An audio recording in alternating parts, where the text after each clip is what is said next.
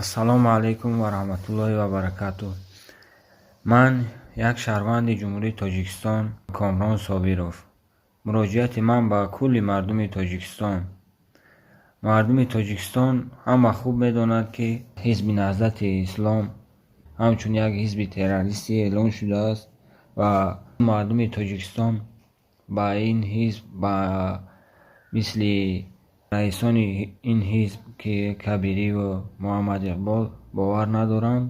Мо мардуми Тоҷикистон аллакай хуб медонем, ки шумо як ҳизби террористӣ ҳастед ва хусусан ҳамин Иқболи Садардин, ки як кунти, як террорист аст.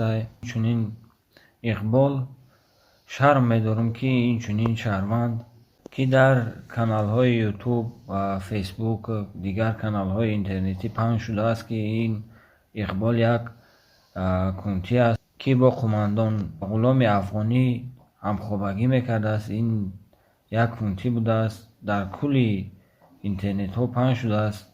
Мо ҷавонон бисёр аз ин суханҳои вай шарм доштем, ки чунин тоҷик ҳам ҳаст. Ҳизби Наҳзати Ислом чунин кунтиҳоро бироварда сардор мемонад. Чӣ шумо ватани моро ба чунин кунтиҳо сардорӣ карданиед?